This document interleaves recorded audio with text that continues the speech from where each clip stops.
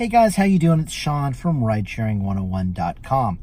In today's daily vlog, I've got a rideshare story that I wanted to go over with you. And before I do that, please check out the website, Ridesharing101.com. Links to the Facebook group where you can communicate with other rideshare drivers and ask questions. There are YouTube videos that might help you make some more money. In addition, there are short stories on the website where I discuss some of the more interesting passengers that I've picked up over the years. Now, in today's rideshare story, it starts at about 4:45, 5 o'clock in the morning. And that's the time that I'm usually out on the road. And I get a ping, which is the fare request. That's the sound that the app makes when you get a fare request. And it's to some nearby building, so I drive over and I let the person know I'm almost there and what kind of car I have, just to kind of verify. And I get a response saying, I'm around back. And this is sort of a warehouse kind of like building. So I'm not really sure why the person can't meet out in front, but okay. So I drive in the back, and the woman is there. There's also a guy there, and there are two small dogs, and they're like cat size. What I sort of refer to as punt dogs, because they're about the size that would be easy to punt through a football upright. And now, I don't want any snide comments, okay? I'm not advocating kicking or harming dogs in any way, shape, or form. I've grown up with dogs. I've had Scottish Terriers, Bedlington Terriers, Irish Setters, a Dachshund, Bloodhounds. So please, I love dogs. Just a term, okay? But when your canine is smaller than a cat, what you have is not a dog, but rather bait, okay? Yeah, we'll just leave it at that. Okay, so anyway, I see this kind of yappy dogs, and I'm like, oh, great. And I can just tell. I just know that she's going to bring her dogs. She's not going to ask. She's probably going to tell me it's a service dog, which I know for a fact it isn't, because it's not big enough. There's no service that this animal can even remotely accomplish. But I pull up. She says something to the guy. She picks up one dog, and she gets into the car. And I guess the other dog is the guy that's there. And I don't know if he works in the building or what the deal is, but she doesn't really say anything. She gets in. I confirm where we're going, and I start to drive. So she doesn't say anything about the dog. Not like, oh, my dog is it okay if I bring the dog, or it's a service? She doesn't try to lie and say it's a service dog, which I appreciate. But she doesn't try to reassure me either that, oh, my dog is really quiet, he's friendly, or she's friendly, whatever it is. Never did find out. So I'm like, oh, great. And immediately I'm thinking, trying to figure out what kind of rating I'm going to give her. Because if you get in with a dog that's obviously not a service dog, I'm not giving you a 5. It's rude. And normally I would love not to allow somebody like that in the car, but if they later claim that it's a service animal, you're going to get deactivated permanently. And I talk about this in the ebook that's offered on the website. So I'm just like going, okay, well, I guess I have to take the dog, but I don't have to give her a 5-star rating, and I don't think she warrants it just from not saying anything about the animal. So I'm like, okay. So we're going to San Francisco, and a couple of minutes in, she's like, oh, can you play the Bluetooth? And I'm going, Bluetooth?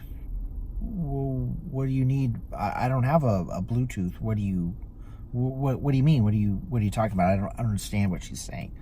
And she's like, oh, on the screen. She points to the I've got a screen in the console, and it says Bluetooth, and it's for something called Apple Play, which allows you to connect your phone to the screen, and you can play you can play music off of your phone. And she, she doesn't like, I guess, like the radio or what's on. And I was like, oh, well, no, you need a cord for that. And I don't have it. And I don't have any, I don't have a music service. And she's like, oh, okay. And I'm thinking, you get in with a dog, you're bitching about the music, hell no. She hasn't been rude, so I'm not going to kick her out, but she's really not, we're not becoming friends at this stage. Okay, let's just put it to you that way. It's 5 o'clock in the morning. She's complaining about the music. She's got a dog. I'm thinking, you're lucky to be having a ride. Okay. So we talk a little more, and I'm like, okay, am I going to give her a 3? Am I going to give her a 4? Because she's not really saying anything. And I'm driving a little further, and I think she might have yawned. I was like, oh, tired, huh? Not a lot of sleep. And she's like, oh, no, I haven't been to bed yet. And I'm like, oh, I remember those days. Because I used to drink all night. I'm an alcoholic. I've been clean and sober for 29 plus years. January 1st, 1990 is my clean date. So, and while someone dear to me once said there is no sort of sympathy for self-induced punishment, I can sort of sympathize with where she's at. And I say to her, well, I could probably find some place where we could stop for a cup of coffee if you want. She's like, oh no, I'm okay. Maybe I'll add like a shot of whiskey in it later, but I'll get it later. And I'm like, oh, okay. I'm like, oh, okay. I get what you were doing last night. She's like, yeah. So she's now kind of warming up to me a little bit, because I understand where she's been, and I've been out all night before and gone to work thinking it's the responsible thing or the semi-responsible thing, because people at work need you to be there, although I'm not sure how much there you actually are, but at least you show up. And at least in my mind, I should have gotten some kind of credit for that. Little did I know, I think they're all thinking, why'd you even come in? But I wasn't fooling anybody, and I don't think she is going to be either. But so she kind of warms up to me a little bit, or I warm up to her, or whatever. It's kind of like, oh, okay, understanding. The little light bulb comes on. And we're on 101, and we get near San Francisco, and we start getting to where the freeways split to go to, to the different areas of town, to the Mission, Octavia, Civic Center. And I noticed that I see a bunch of red lights, and there's about 5 cars in front of me, and they've all sort of slowed down. And what it is the cars in the right lane are moving over to the left lane, which is the one I'm in. And so I slow down to like almost a stop. And I see a very strange sight. There is a car on the freeway that's been smashed up. It's obviously been in an accident. The whole front end is smashed in. The airbag has been deployed, and there's nobody in it. Also, what did it hit? The car that it must have hit is not there. There's just a car by itself in the right-hand lane. There's no police officer, there's no ambulance, there's no lights. So this must have just happened. And the only thing that I can think of is maybe somebody was drunk, got into an accident, and either fled, and the other car that got hit left, although you'd think that if they were injured, that they would have stuck around waiting for the police to show up. Maybe the other person was really hurt badly, and they took him to the hospital. I don't know.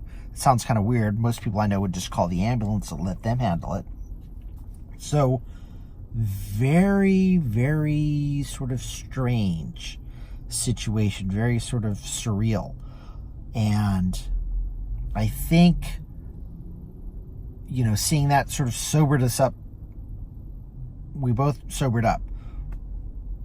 sobered her up, and very sobering, sort of, not in terms of alcohol, because I'm an ex-drinker. I have no alcohol in me, obviously, but going, whoa, this is not good. Somebody's day got ruined here.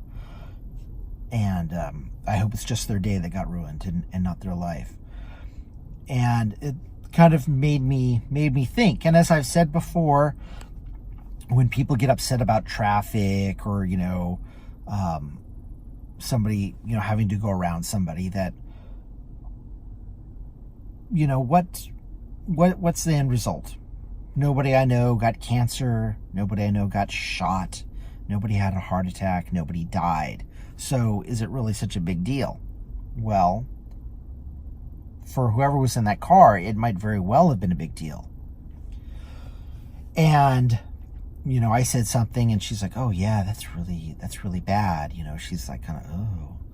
And I don't know what she's thinking. I don't know if she's seeing any parallels, but I'm glad that she's not driving. I'm driving her. She made a very smart choice.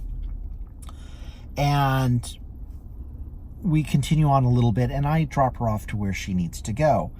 And I realize that, me trying to decide whether she should get a 3 or a 4 is really quite silly. I give her a 5. I tell her to be safe. I wish her well.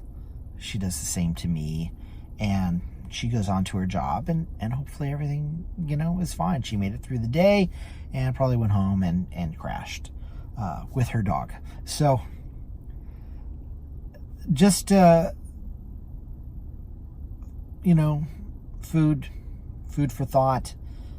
How a ride ends, or how a ride begins, is not necessarily how it ends. And likewise, I hope everything ends on an up note for you, no matter what you do.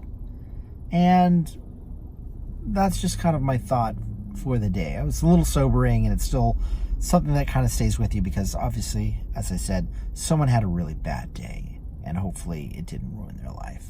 So I don't want you guys to ruin your life. So hey, a little preachy here, but don't drink, don't drive.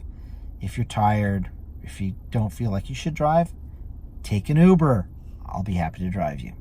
On that note, be safe, be good, and if you can't be good, bring bail money. All right, bye.